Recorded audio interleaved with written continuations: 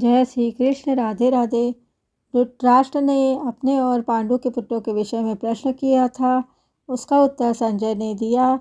अब संजय भगवद गीता के प्राकट्य का प्रसंग आगे के श्लोक से प्रारंभ करते हैं। अथ व्यवस्थिता दृष्ट्वा धातराष्ट्रान् कपिध्वजः प्रवृत्ते षष्ठ संपाते धनुरुद्यम पांडवः ऋषिकेशं तदा वाक्य विद्मा महीपते।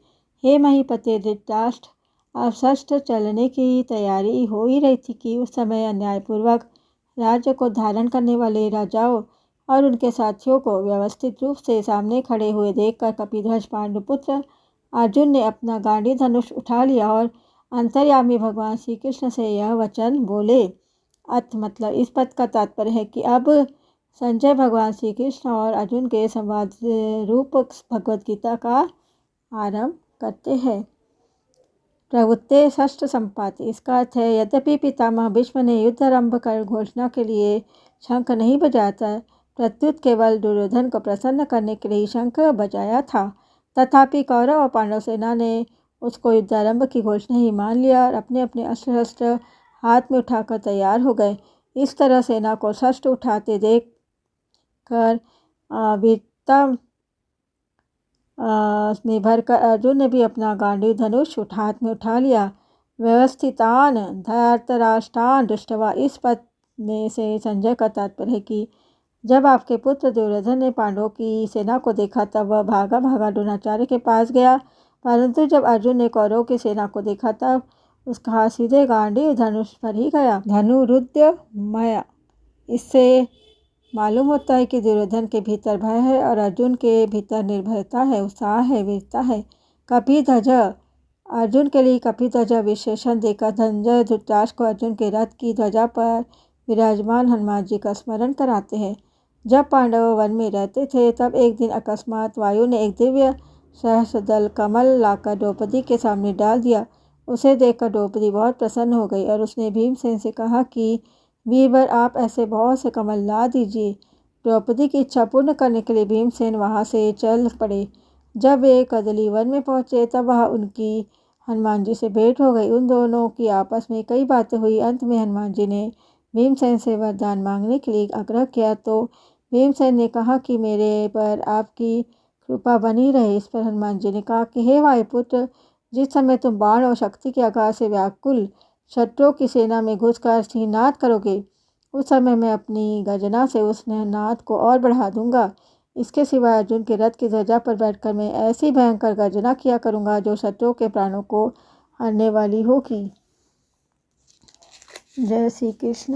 राधे राधे राधे राधे राधे राधे राधे राधे राधे राधे। जिससे तुम लोग अपने शत्रुओं को सुगमता से मार सकोगे।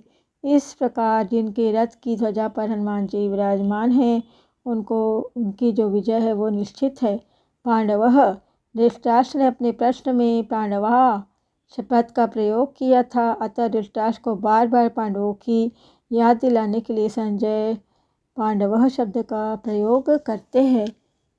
ऋषिकेशम तदा वाक्यमिदमाह महीपते, इसका मतलब है पांडव सेना को देखकर दुर्योधन तो गुरु द्रोणाचार्य के पास जाकर चालाकी से भरे हुए वचन बोलता है, परंतु अर्जुन कौरव सेना को देखकर जो जगत गुरु है, अंतर्यामी है, मन बुद्धि आदि के प्रेरक है, ऐसे भगवान श्री कृष्ण से शूरवीरता, उत्साह और अपने कर्तव्य से भरे हुए वचन बोलते हैं। सेनयोरुभयोर मध्ये रथम स्थापय मेच्युत यावदेतानिरीक्षेऽहं योद्धु कामान वस्थितान कैमर्या सह योद्धव्यमस्मि न रण समुद्यमे। हे अच्युत, दोनों सेनाओं के मध्य में मेरे रथ को आप तब तक खड़ा कीजिए जब तक मैं युद्ध क्षेत्र में खड़े हुए युद्ध की इच्छा वाले अपने उनकी सेना को देख न लूँ। इस युद्ध रूप उद्योग में मुझे किन किन के साथ युद्ध करना योग्य है, ये वाक्य अर्जुन बोले। अच्युत सेनयोरुभयोर मध्ये रथम स्थापत्य, दोनों सेनाएं जहाँ युद्ध करने के लिए एक दूसरे के सामने खड़ी थी, वहाँ उन दोनों सेनाओं में इतनी दूरी थी कि एक सेना दूसरी सेना पर बाण आदि मार सके। उन दोनों सेनाओं का मध्य भाग दो तरफ से मध्य था, से मतलब पहला सेना जितनी चौड़ी खड़ी थी उस चौड़ाई का मध्य भाग, और दूसरा दोनों सेनाओं का मध्य भाग, जहाँ से कौरव सेना जितनी दूरी पर खड़ी थी उतनी ही दूरी पर पांडव सेना खड़ी थी। ऐसे मध्य भाग में रथ खड़ा करने के लिए अर्जुन भगवान से कहते हैं, जिससे दोनों सेनाओं को आसानी से देखा जा सके। सेनयोरुभयोर मध्य, ये पद गीता में 3 बार आया है। इसी अध्याय के मतलब इसका अर्थ है कि पहले अर्जुन शूरवीरता के साथ साथ अपने रथ को दोनों सेनाओं के बीच खड़ा करने की आज्ञा देते हैं। फिर भगवान दोनों सेनाओं के बीच में रथ को खड़ा करके कुरुवंशों को देखने के लिए कहते हैं, और अंत में दोनों सेनाओं के बीच में ही विषादमग्न अर्जुन को गीता का उपदेश देते हैं। इस प्रकार अर्जुन में शूरवीरता थी, बीच में कुटुंबियों को देखने से मोह के कारण उसका युद्ध से उपरति हो गई थी, और अंत में उनको भगवान से गीता का महान उपदेश प्राप्त हुआ, जिससे उनका मोह दूर हो गया। इससे यह भाव निकलता है कि मनुष्य जहाँ कहीं और जिस किसी परिस्थिति में स्थित है, वहीं रहकर वह प्राप्त परिस्थितियों का सदुपयोग करके वह निष्काम हो सकता है, और वही उसको परमात्मा की प्राप्ति हो सकती है। कारण है कि परमात्मा संपूर्ण परिस्थितियों में सदा एक रूप से रहते हैं। या वेदानी ऋक्षे रण सन्मुखे, दोनों सेनाओं के बीच में रथ कब तक खड़ा करे। इस पर अर्जुन कहते हैं कि युद्ध की इच्छा को लेकर कौरव सेना में आए हुए सेना सहित जितने भी राजा लोग खड़े हैं, उन सबको जब तक मैं देख न लूँ तब तक आप रथ को वही खड़ा रखिए। इस युद्ध के उद्योग में मुझे किन किन के साथ युद्ध करना है, उनमें कौन मेरे समान बल वाले हैं, कौन मेरे से कम बल वाले हैं, और कौन मेरे से अधिक बल वाले हैं, उन सबको मैं जरा देख लूँ। यहाँ योद्धु का मान पद से अर्जुन कह रहे हैं कि हमने तो संधि की बात ही सोची थी, पर उन्होंने संधि के बाद स्वीकार नहीं की, क्योंकि उनके मन में युद्ध करने की ज़्यादा ही इच्छा है। अतः उनको मैं देखूँ कि कितने बल को लेकर वे युद्ध करने की इच्छा रखते हैं। यो तस्य माना न वेक्षेऽहं य एतेऽत्र समागतः धार्तराष्ट्रस्य दुर्बुद्धे युद्धे प्रियची की सर्व। दुष्ट बुद्धि दुर्योधन का युद्ध में प्रिय करने की इच्छा वाले जो ये राजा लोग इस सेना में आए हुए हैं, युद्ध करने को उतावले हुए, इन सबको मैं देख लूँ। धार्तराष्ट्रस्य दुर्बुद्धे युद्धे प्रियची की हर्षव। यहाँ दुर्योधन को दुष्ट बुद्धि कहकर अर्जुन यह बताना चाहते हैं कि इस दुर्योधन ने हमारा नाश करने के लिए आज तक कई तरह के षड्यंत्र रचे हैं, हमें अपमानित करने के लिए कई तरह के उद्योग किए हैं। नियम के अनुसार और न्यायपूर्वक हम आधे राज्य के अधिकारी हैं, पर उसको भी यह हड़पना चाहता है, देना नहीं चाहता।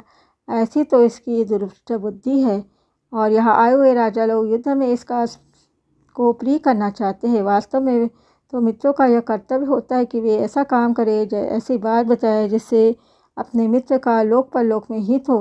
परंतु ये राजा लोग दुर्योधन की दुष्ट बुद्धि को शुद्ध न करके उल्टे उसको बढ़ाना चाहते हैं, और दुर्योधन से युद्ध कराकर युद्ध में उसकी सहायता करके उसका पतन ही करना चाहते हैं।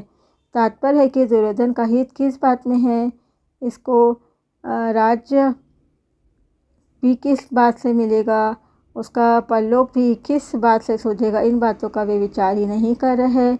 अगर ये राजा लोग मतलब दुर्योधन को यह सलाह देते कि भाई कम से कम आधा राज्य तुम रखो और पांडवों का आधा राज्य पांडवों को दे दो, तो इससे दुर्योधन का आधा राज्य भी रहता, उसका परलोक भी सुधरता।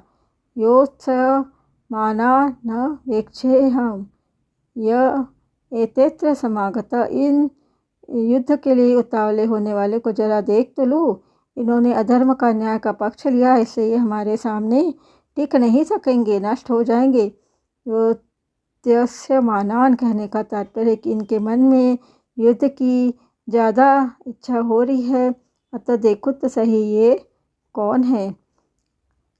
इसके आगे का अगले वीडियो में देखेंगे।